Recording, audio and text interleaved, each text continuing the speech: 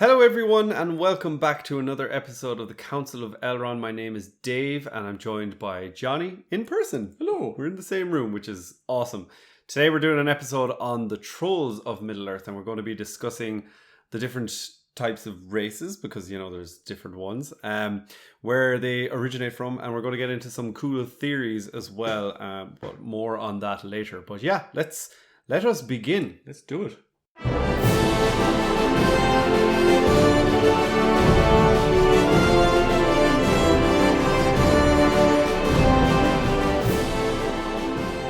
So, first question, if you had to guess, when were the first trolls mentioned chronologically in Tolkien's writings?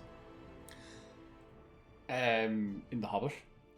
I'm not going to remember the name of the chapter, but obviously when we meet the trolls in the story, is it not going to be that? Is it going to be a big curveball here now? No, so it wasn't a trick question. I said chronologically because I knew you would say that. That is the first time, I suppose, in Tolkien's chronological life, that is the first time where he probably wrote the Trolls, because The Hobbit came out super early, like in the 30s. But chronologically in Tolkien's Legendarium, it would have been in the first time they were mentioned was in the, I always struggle with this, Near Ninth Arnodiad. Do you know the other name for that battle? The Battle of Unnumbered Tears. Nice, excellent. Yeah, so First time. the Trolls, they were created by Morgoth in the twilight of the Elder Days, which is another fancy way of saying the end of the first age, basically. So yeah, the Battle of Unnumbered Tears was in the year 472 of the First Age, and they were perhaps bred in Angband. No one really knows. It's not known, but probably during the siege of Angband. But we'll get into other theories of where they might have originated from later. But I wanted to start off with a quote from The Two Towers, because Treebeard in it says, now listen up to this one because it's quite cool. Okay. And I'm not going to do it slowly like Treebeard, but he says, "Maybe you have heard of trolls. They are mighty strong, but trolls are only counterfeits, made by the enemy in the great darkness, in mockery of Ents, as orcs were of elves. We are stronger than trolls. We are made of bones of the earth. We can split stone like the roots of trees, only quicker, far quicker, if our minds are roused." So yeah, I thought Quicker. yeah, I know that's the funny thing from the Ents. But what do you think? What do you think he means now when he's talking about counterfeits and made in mockery? I don't know. Like, I mean, obviously, it really mirrors kind of like what's going on with the orcs and the elves. How they were also made in mockery of the elves. So, like, obviously, they were taken and mutilated and whatever they're. And they are a mockery, and that's what Melkor wanted to do. He wanted to kind of make a mockery of Eru's creation and his most beloved creation, I suppose, as well, because he, like, his main thing was not the dwarves or the men; it was the elves. So that was what he was, proudest of, I suppose. Yeah. So the orcs are a mockery of that. So I'm assuming it's just kind of like a similar idea to that, but it's very strange that it's kind of trolls are mockeries of the Ents. That's I never saw that as a it's kind of relation there. Maybe it's just Treebeard being like, well, the Ents are class. We're important, right? Okay. But also the fact that he talks about them being counterfeit, because it's kind of similar to me. It sounds similar to when Aule created the dwarves, and they weren't. Aule doesn't possess the secret flame or the secret fire, which is Flame of Odin. Yeah, well, is that the same? That's a different. There's lots of flames. But the secret the flame flame, imperishable. Yeah, the flame imperishable, which Its right name. is what creates life, and only Eru Ilúvatar possesses that. So Melkor doesn't possess this flame, so therefore he won't be able to actually create that's life. He can never create it. That's the same way with the orcs, that he had to like just turn something that already had life into his own kind of creation, and just kind of twist something rather than actually being able to turn nothing into something. Like he can't create matter, he can't create life, kind of thing. So yeah, so that's where you're going with this kind of, they're a counterfeit. Exactly. Well, that's where Treebeard was going with it. So that's what I'm picking up what he's putting down. So, but we'll get it more into their creation on origin later on, I suppose. Let's go with some of the actual races of trolls, because you might be thinking, what the hell, there's races of trolls, but there's different types, there's different breeds, I suppose. And if I was to ask you now, could you name any? We know there's hill trolls, mountain trolls, war trolls, no, Mordor trolls, no. What's the gate opening trolls? Okay, what is they have a cave troll. Yeah. Okay. Well, good job. Yeah. Okay. Sorry, I was getting to it. You interrupted me. Okay, I had sorry. 10 more lists on the list. All right. What are the other 9? No, you've ruined it now. You're never gonna get them. Are there more? Yeah. Oh, there's probably loads more. There's a few more, but are there, like forest trolls? No. Think of ones you've seen in media. So far, you've got hill trolls, mountain trolls. That was a good guess. Mountain trolls, cave trolls. Knew it. But there's one big one. Big trolls. It's a big one. I mean, especially in more recent media. Rings of Power. Mm-hmm. Well, damn it, what is he? What kind of a troll is he? He's a... before in season 1. Oh, what? In episode 1. In scene 1 of episode 1. Of the series, the Rings of Power series. Scene 1 of it, like the prophecy, or the No. The ice troll. Ice troll. That wasn't scene 1. That was the first scene after the prologue. Sorry, sorry. I was thinking of the prologue, and I was like, when was there any of that? Yeah. Okay, sorry. Ice trolls. Are they a thing, or were they kind of invented by Rings of Power? We'll get into it. But I don't want to start there. I want to start with another one that we didn't mention. River trolls. Stone trolls. I was going to say that. Yeah. Damn it. Well, if you looked at my notes, you would have seen it. No. I kind of went blind. One of the weird things about stone trolls as well, and guys, you can drop a comment and tell us your theory, because it seems like not only could I figure out if they were stone trolls because these are the trolls that turn to stone and then they're called stone trolls, or is this an actual breed? And they live only a stone trolls over there. But like, people seem to not. I don't see anyone arguing with each other, but I obviously. Well, no, I don't know, is it obvious to you? But I looked through some of Tolkien's letters, and I went through like nearly every mention of them in the books, as in The Lord of the Rings and The Hobbit. So like sometimes it suggests that like, oh, these are the stone trolls because they're Bilbos trolls, but then like in his letters he talks about them being a breed almost. But then if you actually look at other content creators, so there's Nerd of the Rings, we've got Yoistin, Men of the West, and we've got like other videos and streamers that I've seen, and they would disagree. They don't actively talk about it, but sometimes one person might say the stone trolls are the hill trolls that have turned to stone, and others say this is a breed of stone trolls and they're called stone trolls because they can turn to stone. So I just heard stone trolls so many times. Well, anyways, anybody go back and listen to this and count how many times Dave said stone trolls in the last like 2 minutes. Yeah, so if anyone doesn't know about the stone trolls, Johnny, I'll ask you about them in a second, but they spoke a very debased form of the common speech, or Westernese, or Westron, as it's known in Tolkien's Legendarium. They dwelt in a wooded area right beside Rivendell. Do you happen to remember what it's called? It's a wooded area that's named after these creatures. The troll woods? Troll forest? The Trollshaws. And they're actually also referred to as the Etten Moors as well. The Etten Moors. Yeah, okay. yeah. Would have got that first. I think it says Trollshaws on the map, but yeah, the elves would call it the Etten Moors. But yeah, in The Hobbit we meet 3 trolls here. That's Tom, Bill, or William Huggins, and Bert. So what happens with these 3 trolls in The Hobbit? In The Hobbit. In The Hobbit. Yeah. In The Hobbit, these 3 trolls capture Bilbo and the dwarves, and they are planning to eat them and crush them into jelly, as Bilbo tells us in the Fellowship of the Ring. And then eventually the sun kind of creeps over the hills, and if people don't know this, trolls are like orcs. They hate the sun and they don't like to be around it, but more than just kind of burning their flesh, they actually get turned to stone. Mm-hmm. They are so like lots of evil creatures like vampires and things like that. For example, they're like we can't be in the sunlight, and they have different kind of things will happen to them. But yeah, these ones just turn to solid stone. Yeah, and I don't know if that's the case with all trolls. I know trolls don't like the sun and they can't move in the sun, but I don't know, is it all the breeds that turn to stone? No, I don't think so. I think that's why this breed is called the stone trolls. Is it like... now, maybe you're going to tell me later on, but isn't there another breed of troll that they're called like troll high? Yeah, we'll get into that.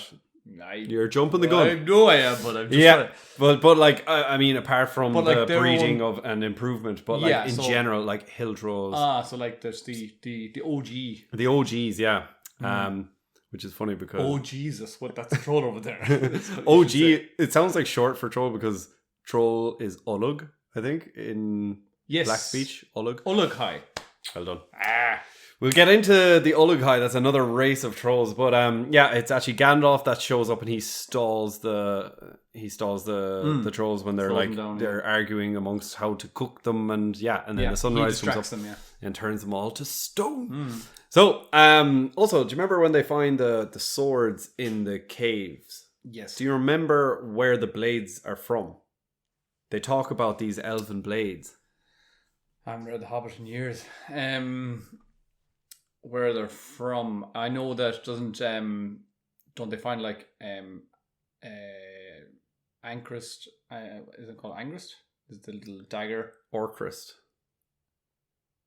No, not Orcrist. It's like the dagger partner of Anglist of Glamdring. Glamdring and Anglist.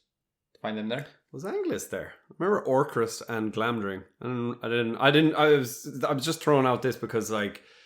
If you don't remember where they're from, no? Angband. No, they're elf. Yeah, that's true. So they're from Gondolin. Ah, yeah, of course. Yeah, so we talked about this before on a different podcast. Yeah, we probably have. But Gondolin, this because I remember. Sorry, before you go to that, I remember we spoke about them and we spoke about how we didn't see it play out in like the films that Peter Jackson made, but these. Because they were made at the same time in Gondolin, the same time as like, for example, Sting, these blades would have glown blue. Glown? Is that a word? It is. Glowed.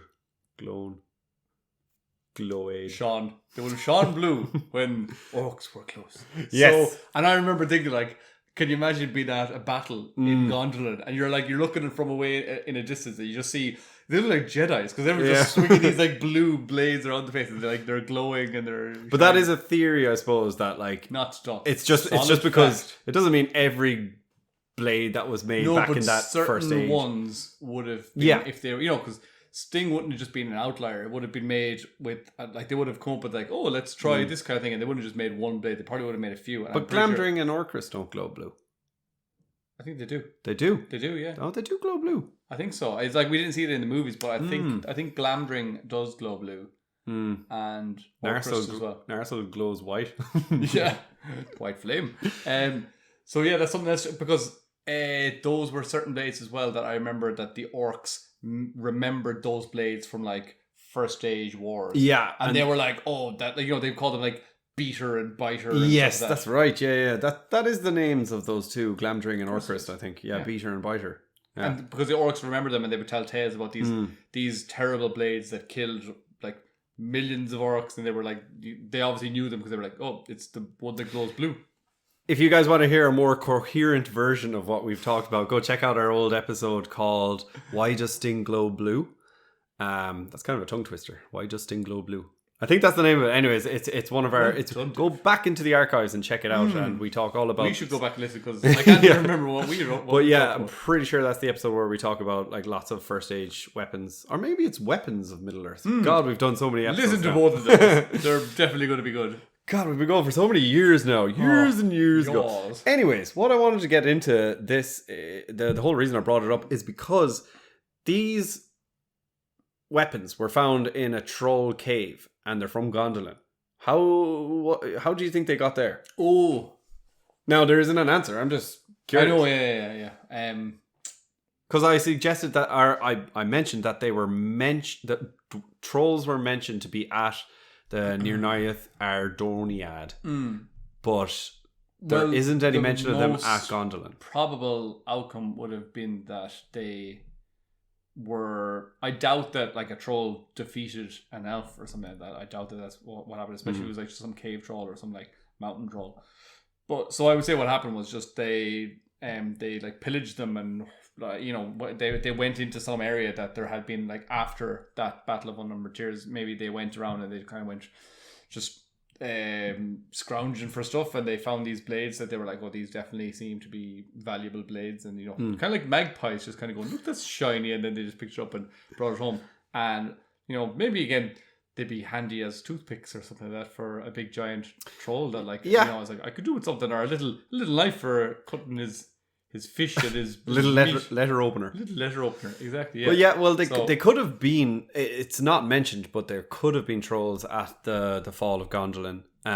We don't know that. Yeah, but what I wanted to say was like, if that were the case, I doubt that it's like a troll bringing back his prize and his like kind of, I defeated some elf that had this blade, and now I'm going to bring this home because now I've earned it. I doubt that's the case, because I just don't think trolls any elf that would have been able to wield those kind of swords would have even had any sort of issue with a cave troll. Doesn't matter how many of them were coming up. Maybe they when they were all killed, they were just taken.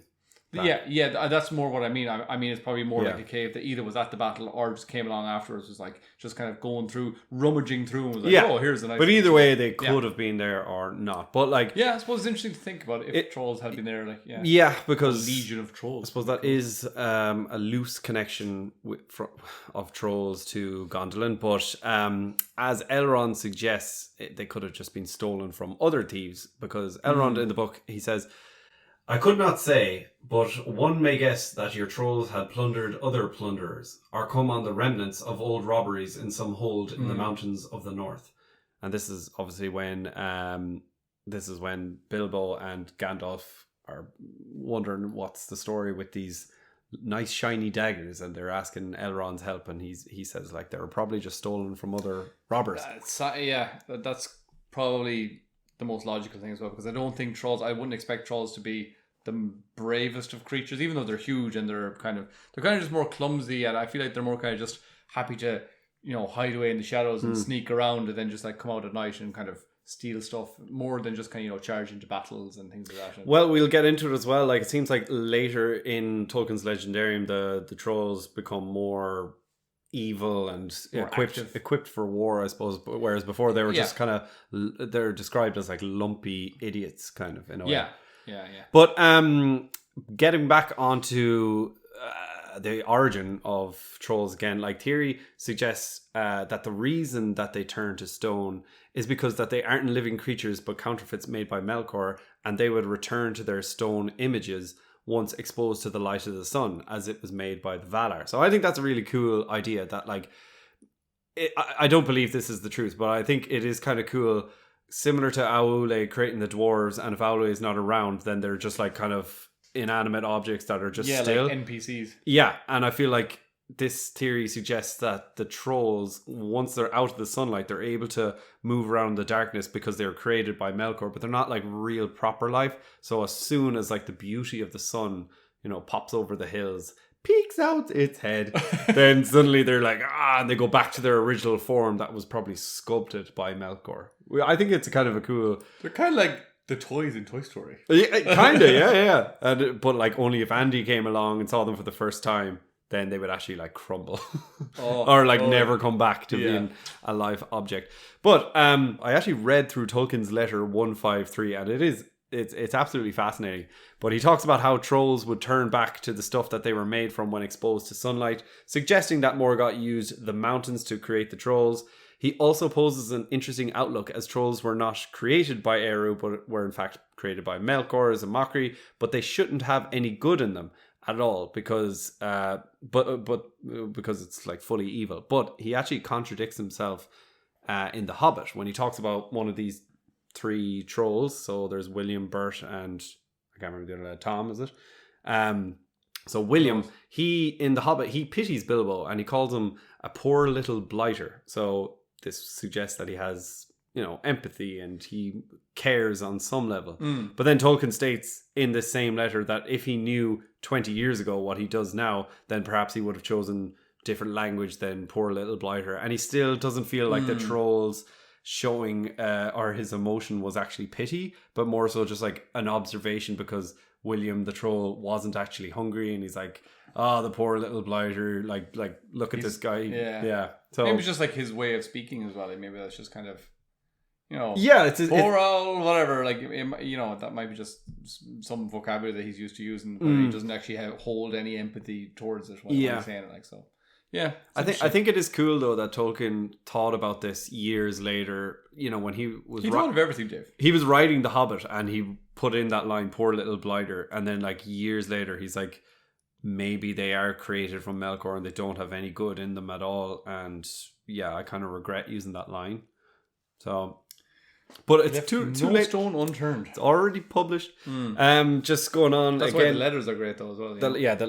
And there's so many contradictions in the letters as well, but like good contradictions. He's not like accident. It's not like we're finding contradictions. He contradicts himself on things. No, but he's like never know. He's like superseding things. Yeah. Well, exactly. It's not a contradiction because it's like revised thoughts. No one would have ever have thought like, that troll in The Hobbit pities Bilbo, therefore he can't be created by Melkor.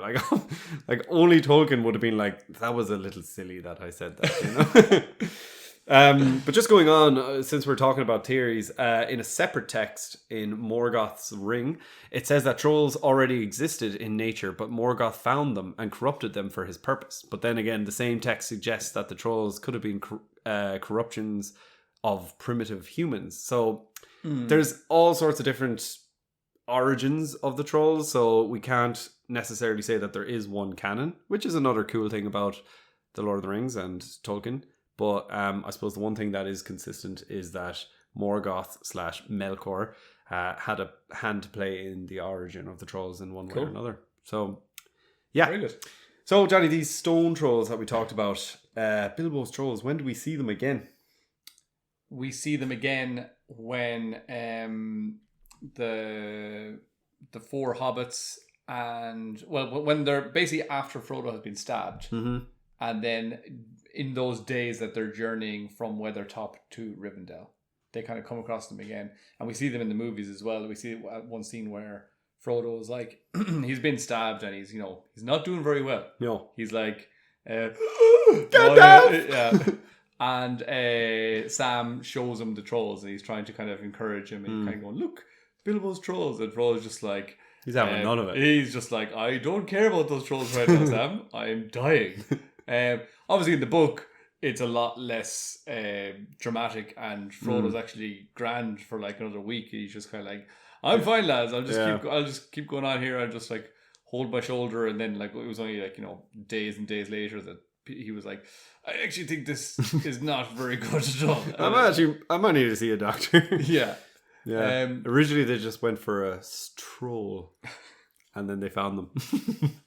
But yeah, that's right. I'm sure most of our viewers and listeners would have seen that in the Lord of the Rings movies as well. But it's cool because Sam recites a funny poem about a troll when they're with Bilbo's trolls, and this poem is about a troll that chews on a shin bone for he chews on a shin bone, and there's loads of kind of weird. I love Sam's just like, he knows a lot about creatures. Yeah, like the Mumakil. Yeah. I have the first verse written down here. I'll give it a little rendition. So, Troll sat alone on a seat of stone, and munched and mumbled a bare old bone. For many a year he had gnawed it near, for meat was hard to come by, done by, come by. In a cave in the hills he dwelt alone, and meat was hard to come by. I don't know what it is about that. Sam, there's a few poems and like limericks almost that he has that are kind of similar. They go on that kind of whatever that rhyming scheme is, and then they goes into that like gumby, dumby, and then like that. Because is that the same in the Mumika one, or is it? No, like maybe it's big as a house, grey as a mouse. I hear them stamp, or I can't remember, but like. No, sorry. But this one, I feel like a lot of the poems and songs in Lord of the Rings, you could put them to the tune of the Green Dragon song.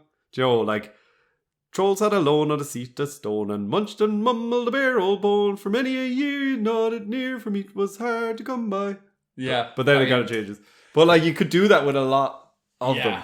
But that's just such a cool little tune as well. Such a class tune. Genius. But there's definitely... Maybe it's just that one that I'm thinking of. Maybe I... Because that's in... That's in the Fellowship. Yeah. Is that in... What's the name of the chapter?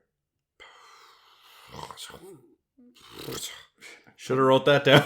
You're on the spot here now. It's mutton. What is it like of mutton and whatever that? The mutton chapter. Mutton chops. Yeah, there's a chapter like mutton and. Actually, because I read the Fellowship. It's probably a year now since I've read it again, but I definitely listened to it on audiobook only maybe about 6 months ago, and so maybe I remember that particular. Possibly, yeah. Yeah, it's good. It's a very good poem, and I love Sam's all of his poems and little songs that are always class. Yeah, funny thing, I remember the very first time I read the Lord of the Rings books, and I don't know what I was doing, but I just kind of I think I just wanted to blast through them. And all of the songs and poems, I saw the italic words, and I was like, I'm just going to skip that. Yeah. And then the second time I read them, I was like, oh, this is the best part. And then I think I'm the same. I think the first time I read them as well, I was kind of like, come on, I don't need 17 verses in this poem in this song. I think it's just because you want to find out the differences between this and Peter Jackson. You're just like, I don't care about the songs. But yeah, you're also just kind of like, I want to get back to the story and back to the action and what's going on. But yeah, it's like on the second and third read, you're kind of going, oh, this is actually deadly. And you're like, you're curious for more information as well. You're just kind of going, give me more. Yeah. So, let's cut this episode up with a little bit of, if I was to ask you, or if I was to say the word troll to you, what do you think of in general, not just Lord of the Rings? What do I think of? Yeah. You could say Lord of the Rings. Well, I do now. Like, I suppose, yeah. Maybe back in the day when I was younger, a troll would be like, you paid the troll toll. Yeah, I had that written down. Paid the troll. Gotta pay the toll to get it to the boy's hole. That's boy's soul, in case anyone is asking. Yeah. We're not weird. Yeah, boy's soul. So Frank from Always Sunny in Philadelphia. There's that, but there's also, I'm pretty sure when I was a kid we had these little like toys that had like with the blue hair and the like big like gelled up hair, kind of like your man from the Rings of Power, that crazy Stuart that had the stupid hair. That's kind of what these dolls used to look like. Yeah, sure. Do you remember those? Those were just called Trolls, and they made a movie recently. Do you remember with Anna Kendrick and Justin Timberlake? The one that's I never saw it either, but it's got the I got this feeling inside my bones.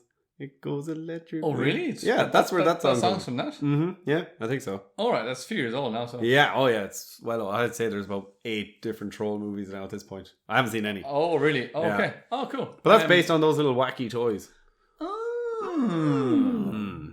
Interesting, kind of. Not really. No. There was another movie that came out in 2022. I don't know if you've seen it. It's the Norwegian epic monster film. It was on Netflix. And I did see it. Did you? Yeah. It's just called Troll. Yeah, I watched it, yeah. It was good. Yeah, it was okay. Okay. For like a Netflix film, it was fine, I suppose. Yeah. It's not like... I didn't remember it like when you said. So I'm just going off that, like you said, what do you think of when you think of Trolls? And I was like, that did not spring to mind. I was thinking more of the dolls I used to see around when I was about 5 years old, before I was like, oh yeah, I did watch that movie about a year and a half ago. So it was grand. It was okay. But there were trolls in it. Yeah. But, to answer your question, if you ask me what's it, like the word, if I just hear the word troll, I'm definitely thinking of Lord of the Rings. Thinking of that cave troll, yeah. Or they have a cave troll. Or I often think as well, the first Harry Potter movie, troll in the dungeon. I just think that's a funny line. Also, we've got internet trolls as well. That's kind of a fun one. Oh, yeah. Do you know a lot of people trolling? So they see me trolling. Don't be trolling on this video / podcast.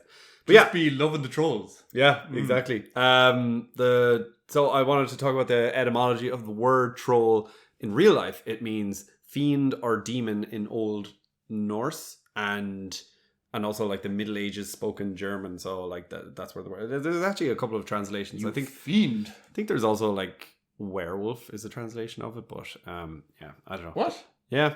It's a translation of troll. Yeah. But that doesn't make I know it doesn't make sense, so I didn't want to put it in this podcast, but here we go. Maybe we'll edit it out. Probably not. I don't think so. But yeah, in almost all depictions of trolls, they are stupid. They are slow moving. They're usually mountain dwelling, large creatures. They're in Scandinavian folklore as well, and they range from huge, hideous creatures that were detached from any humans or any sort of society to natural human-like characters. So I thought it was cool that they have a huge range of trolls. Yeah. But anyways, let's get back into the different types of trolls. So up next we have cave trolls, Jonathan. So what do we know about these guys? Well, first of all, cave troll, one of the greatest scenes in the Fellowship of the Ring movie, which is for me the greatest of the three movies. But we were just talking about it in one of our recent episodes when we broke down one of the episodes of the Rings of Power, where we were saying like how we were introduced to this new cave or this new troll, and it was all like, I don't know, there was just a huge marketing thing behind him, and then he didn't really do anything in the Rings of Power. In the Rings of Power, yeah. And I remember we spoke about it, and I was like, I can't believe all the money that probably went into producing and creating that troll, and he had his own theme song and everything. I was like, just look at the cave troll scene from the Fellowship of the Ring. That probably was shot for, pennies or pittance compared to whatever was done. He was just a tennis ball, and it's one of the greatest, like, just bits of class, yeah, bits of film ever, like, created. Like, just the lighting in it is class. The way he looks, the size and the feel of, like, he feels like he's weighty, and the sound design is class. It's like a horse kind of. I was going to, like, a minute ago I was going to attempt that. Do it. No, I need to do it under my top.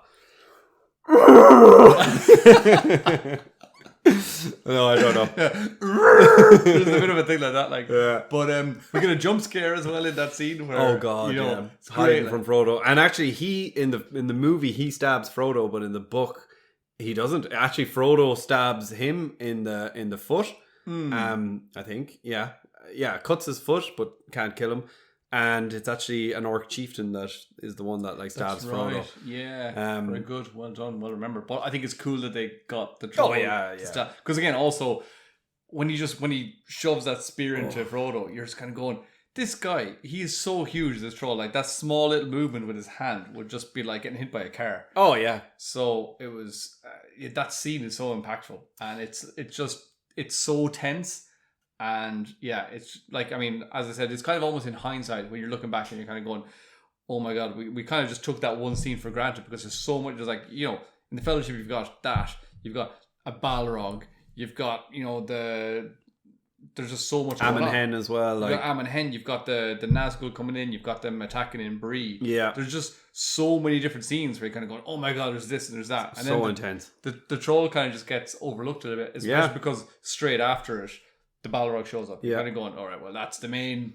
If you think of, like, what's the big bad that they meet in Moria, you're like, well, obviously this, and then also the millions of orcs and goblins that are around it. But then you're kind of going, oh yeah, geez, they faced a cave troll. That was pretty insane. And the design of the cave troll, he's actually very accurate as well, because they're described as having flat toeless feet. You definitely see that when he raises toeless feet. Yeah, like, it's just kind of a big hoofs. Yeah, big hoof kind of, and a completely flat. And you see that when he's standing on, is it Sam or someone? He's not very, like, sure-footed, I suppose. No. But yeah, skin is made of dark green scale, so similar to Peter Jackson's. The blood is black, and the nose sits on the face between the eyes. This is cave trolls. Well, actually, yeah, but the eye thing is actually, I think it's similar to all trolls, where their nose is right up here, right in between the eyes, kind of like a third eye. So quite accurate in Peter Jackson's if you do look at the images. Actually, just before I move on, he's got a lovely little button nose. He does, yeah. He's very cute. But guys, can I ask you to please subscribe if you haven't already? It's just a small click for you. That means a whole lot to us, especially if you want to keep getting this content directly into your veins. That is for YouTube, by the way. I hope that you're subscribed to us on podcasts. Yes, and most of our YouTube watch people are not actually subscribers, Dave. Do you know that? I know, yeah. It's only like, what, 20% or something? maybe even less. Maybe even less. Oh my God. Get subscribing. Oh my God. Also, guys, New York Comic Con was hosted, the New York Comic Con was on today, and they hosted the creators of the War of the Rohirrim. So we're going to do a really quick summary of that, everything we learned about what happened on Comic-Con. There wasn't too much, but yeah, we're going to do an exclusive video on YouTube. It'll probably be about 5-10 minutes, maybe a half an hour. I don't know. No, it won't be. So yeah, go check it out there, and then you can like and subscribe if you haven't already, but it's only going to be on YouTube. So yeah, check that one out. Anyways, back to the task at hand. Yes, what else happened? Gandalf is the one that identifies the troll in the cave in Moria, and there's actually many more trolls, not just the one. So it wasn't Boromir.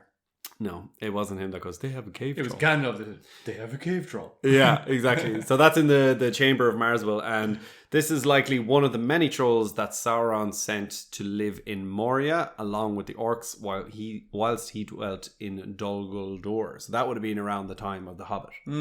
So yeah, he basically sent a lot of his minions into the Misty Mountains and into the Mirkwood area. Mirkwood? Yeah. Yeah. So next, Johnny. Hill trolls. We've already talked about one. What do we know about hill trolls? So the three... Are they hill trolls? I'm assuming they I'm going to say for the canon of this podcast, they're stone trolls. Okay. So hill trolls... Hill trolls are the ones that's where...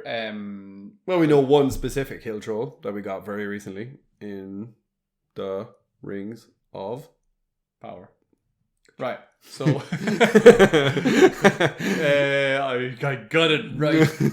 So Damrod, he was a hill troll. But I was going to ask, the swords that were found when we said Glamdring and Orcus, they were found in a cave, but on a hill.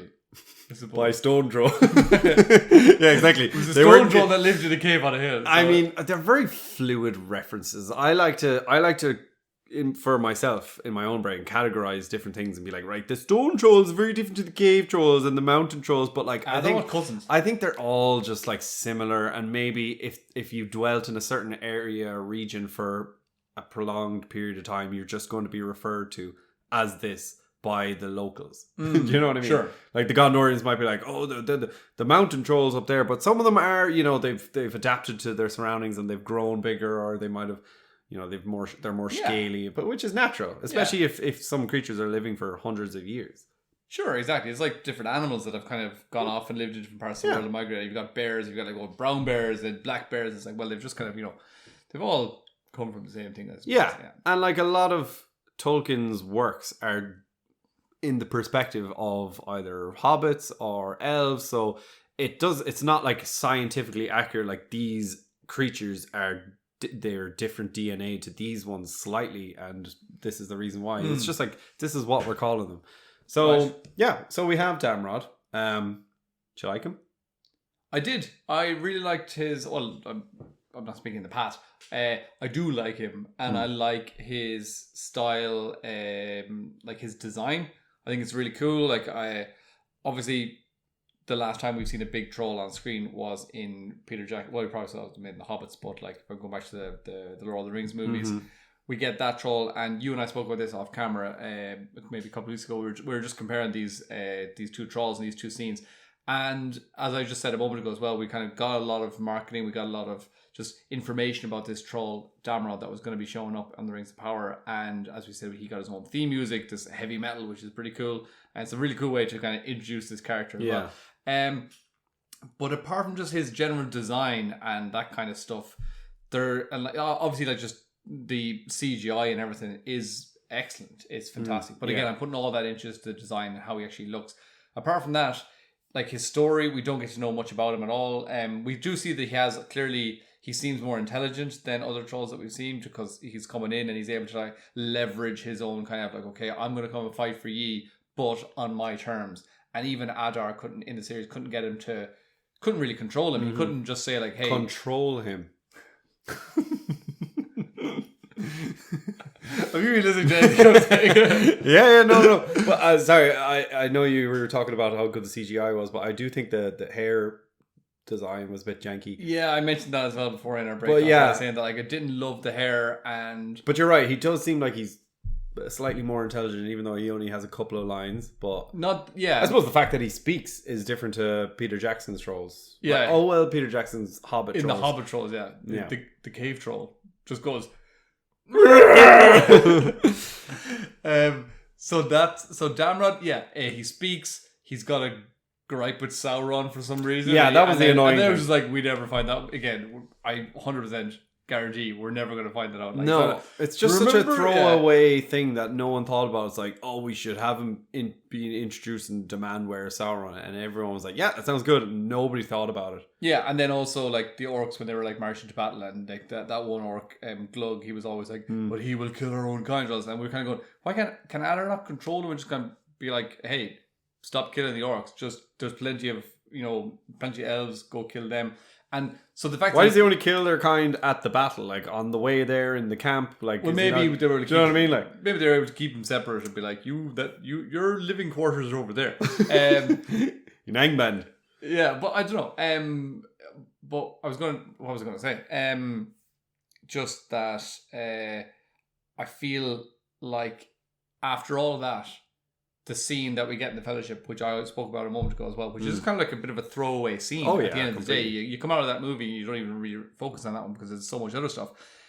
It trumps anything that we see with Damrod on screen 10 times. It's so fantastic, and it's just like he shows up, it sucks you into that scene, and you're thrown into the action, and the action is class as well. I love. He's like one-on-one with Sam, and Sam's like running through his legs, and it's like stupid and silly, but totally believable, and it really fits into that scene as well. And with Damrod, we got some cool moments in the series. We got not in the series, in just that one episode where he had that big kind of fight. But I was just like, why is he marching into battle against guys, into like all these archers, and he didn't even think to like bring a big lump of wood or something to shield him, and he has to pick up a couple of orcs and use them as a human shield or an orc shield, which again, it was funny, but I was like, it doesn't make any sense, why is he going naked to war? And like, I mean, I know that he's got a thick hide, but still, surely loads of arrows are going to eventually hurt him. Yeah, and I think the worst thing about it, or the thing that let him down the most, was the fact that the marketing there was so much marketing. It hyped him up so much. It hyped him up, like we saw his introduction scene before, and then we saw clips of him in the battle, and those are the only two times we see him. And we've also spoken about the very first piece of music that was released from the whole season was the last battle of Damrod. Yeah, and we get a behind the scenes of that. We get a last battle, so obviously this is his big final hurrah, and like so it's going to build up to his last moment. I just thought like if they just kept him quiet completely, if they didn't say anything, we probably would have a completely different perspective. Yeah, I 100% agree. So yeah. Don't over market it, but it's hard to do because I know a lot of that though in the show as well. Like even in like as we spoke about, what was the first opening scene? Like you were saying, the scene where there's the ice troll. For me, when you said the opening scene, I was thinking of the prologue, and like the Galadriel talking about all the stuff that went on before, and loads of that, like little images and clips of that were shown in the marketing, which annoyed us because we were like, what will this be about? We're going to get to see this, we're going to get to see that, and then it's like, here you get little clips and it's done. You're but like, we're not here to talk about Rings of Power, but like, the troll Damrod. Let's get back onto who he is anyways. They mentioned that he is an eater of dragon bones and a slayer of some stone giants. So we're not going to talk about stone giants in this episode, but we might get into it another time, but there's no time today.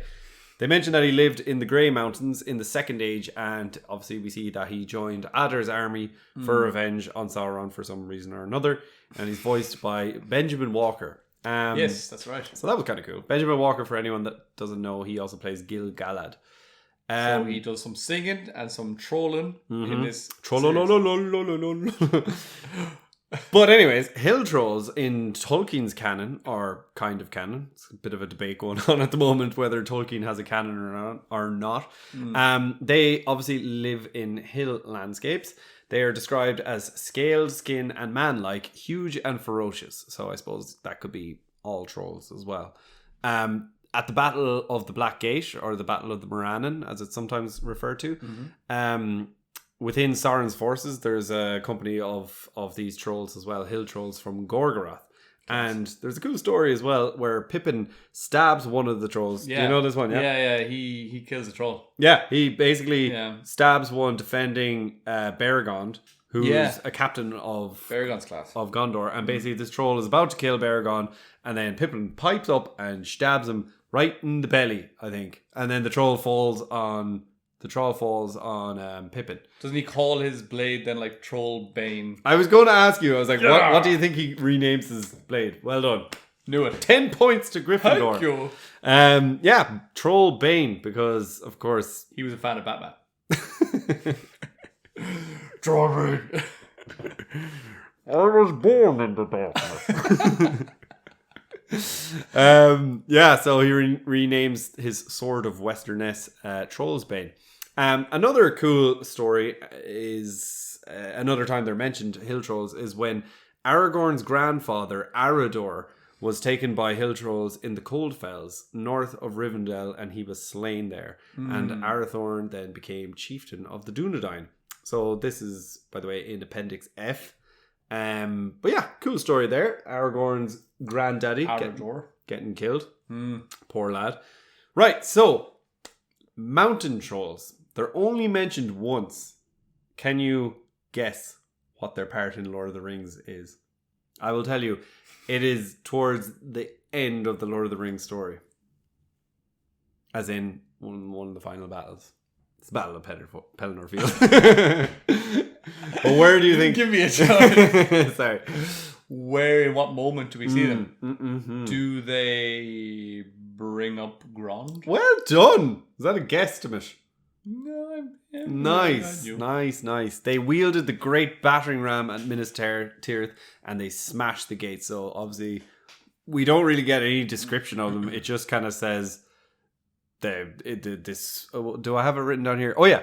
So the quote is, "Grond they named it, in memory of the hammer of the underworld of old. Great beasts drew it, orcs surrounded it, and behind walked mountain trolls to wield it."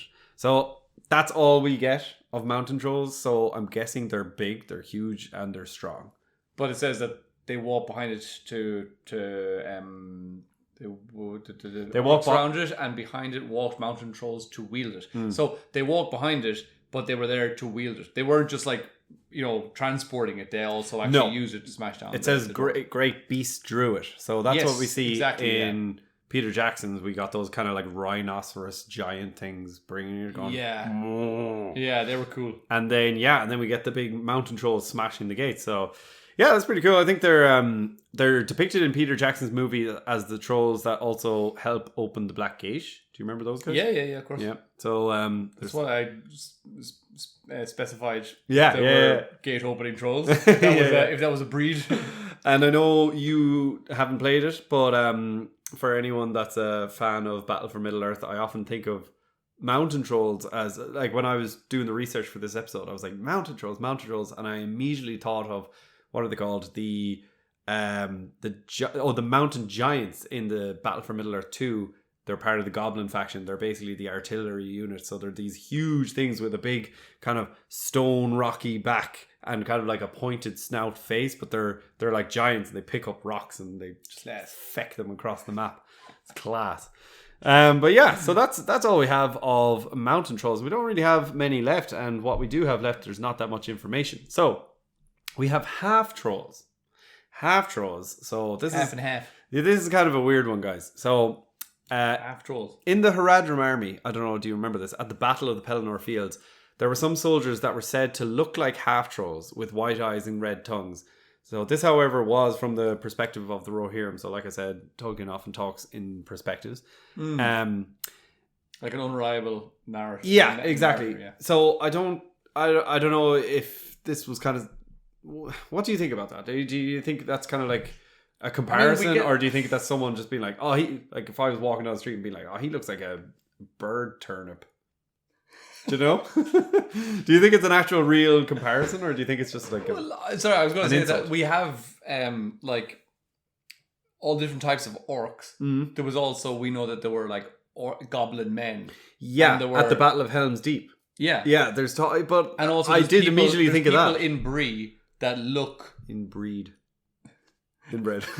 Sorry. I got you. Okay. There's people who live in Bree who are kind of so ugly that they're like, is he an orc? And they're kind of like, they're not sure. So, but like, we know we did an episode on orcs as well, and we kind of saw all different types as well. And there were like, half orcs and goblin men and these types of things as well. So those kind of things do exist in this world. And again, maybe that's another thing that's just an unreliable narrator when they're kind of going, oh, he's so ugly, he could be an orc. Yeah. And maybe these things are just so weird looking that they could be a half troll. I think it could just be like someone that just saw it wrong, on the back of a horse when they were flying by, and they're like, oh, I think it was like a half troll. And then that story just kind of, they're having a few brews around the campfire later that night, and they were like, sure, did you see, Jimmy saw a half troll. And they're like, what?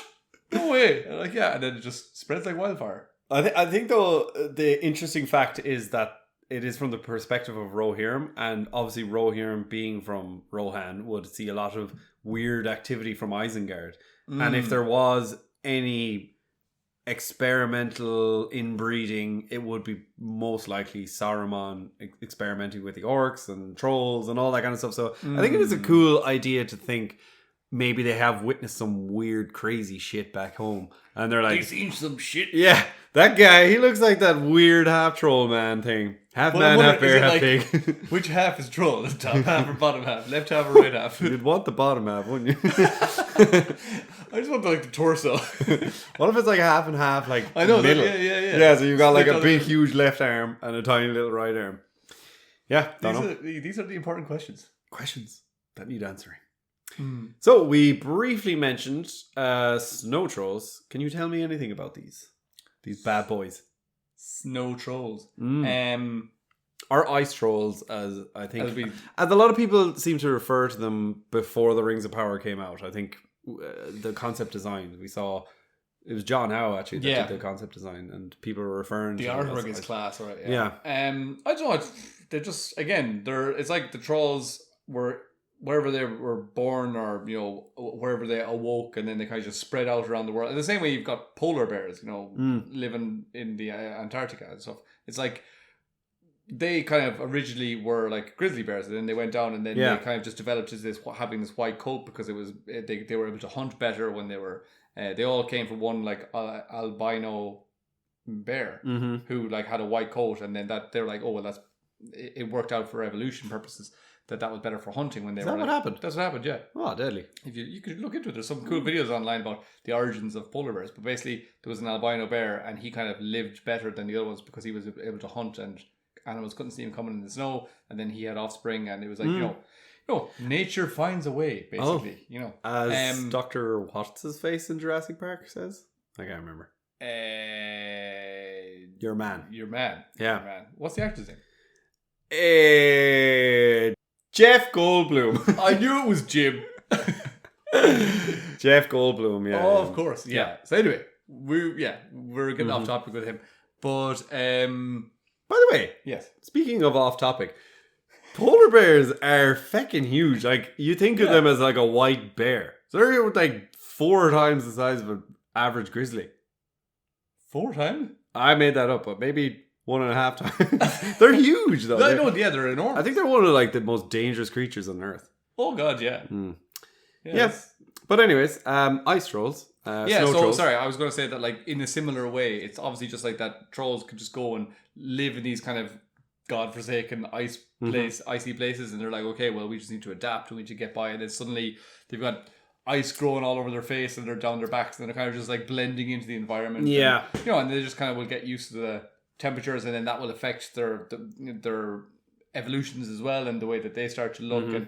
So I completely believe that is something that could exist in this world as well, and I think it's class, and it just it just enhances the world even more. And it's cool, but so Rings of Power did a good job with that, because that is kind of like an open-ended question, I suppose, if snow trolls existed, because and if they were to meet some kind of weird monster or some foe when they're up in the forward weight, it was cool that they went for an ice troll. Yeah, exactly. So, but choice. Well done. The interesting thing about these creatures, though, is that they're not actually referred to as actual beings anywhere in Tolkien's writings, but they're indirectly referred to in Appendix A in the Tale of Helm Hammerhand. So Helm Hammerhand, for anyone that doesn't know, he's going to be the main character in the War of the Rohirrim movie coming out later this year. But during the time of the Great Winter, so yeah, it's cold, it's icy, whilst sieged into his own fortress, and I have a quote here, he would go out by himself, clad in white, and stalk like a snow troll in the camps of his enemies, and slay many men with his hands. So yeah, this is the one line that we're given. Wow. And that's where Rings of Power just went with it, and they were like, let's create this thing. But it's not, it's, again, this is kind of like perspective writing where you're like, he was out there like a snow troll. Do you know what I mean? But anyway, this one line has given us video game adaptations in War in the North, the Lego Hobbit game, Battle for Middle-earth, Rise of the Witch King, and most recently, obviously, the Rings of Power.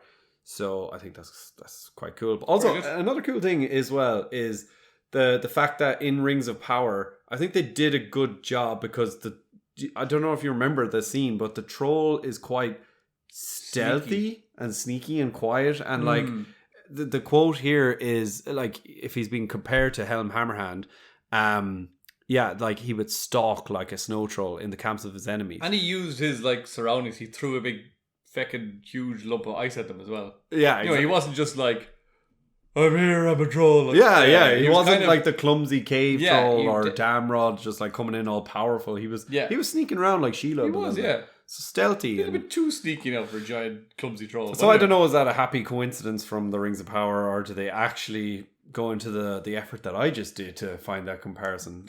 You definitely went into more effort, Dave. I think so, yeah. Good man. Finally, we have the last troll to talk about, which is the two-headed troll. What? Exactly.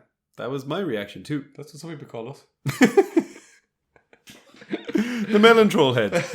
The two melon head trolls. So yes, in chapter 2 of The Hobbit, roast mutton. Roast mutton is chapter 2 of The Hobbit. Chicken. So the narrator says, quote, "Yes, I am afraid trolls do behave like that, even those with only one head each." So this is the only time in all of Tolkien's works, again, Who said this? This is just the narrator. So it's the only time that one is mentioned, a two-headed troll, or, you know, it alludes to that. But yeah, do you think these were real creatures again?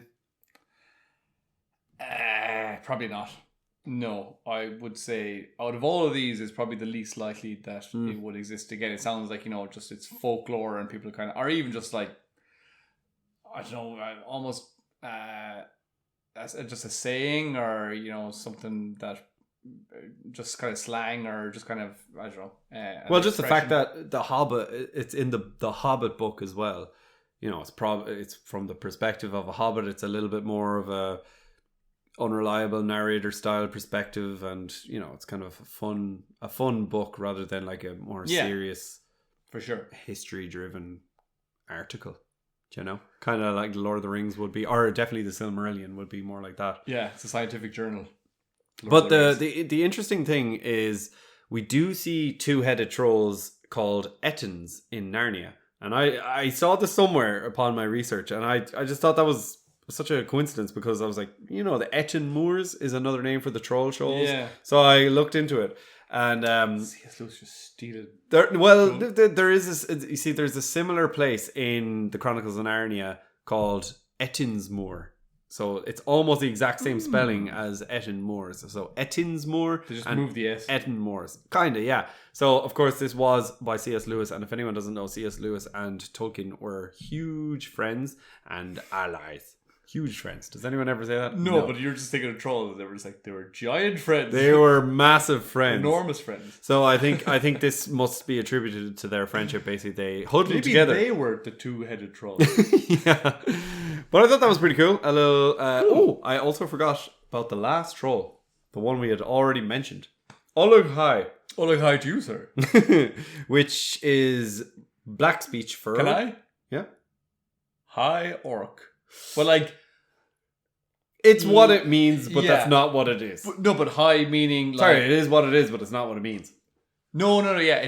It's like Uruk-hai. Yeah. And Olug High. Which is basically the better, more improved version. But, yeah. But the evolved version, and the kind of... Well, Saruman got his like fingers in them, and he was like, "Oh, I'm gonna like do this." Ew. Yeah, I know. Yeah. Gross. he was a gross man. Yeah, so like that always confused me as well. I mean, they bring it up in the Rings of Power when they talk of the orc being Uruk. But I always thought Uruk was just short for Uruk-hai, and Uruk-hai was a different breed of orc altogether. But it's not. Orc is just... black speech for orc is Uruk. So Uruk-hai, that black speech is just orc folk. Uruk-hai are just orcs. Yeah. And but they're a better one. But that's... High just means folk. Yeah, exactly. Yeah, that's right. Yeah. So orc folk. So getting back to Ulug, which is the black speech word for troll, and Ulug-hai is just troll folk. Yeah. So it's just a different kind. Now, would I say a different breed?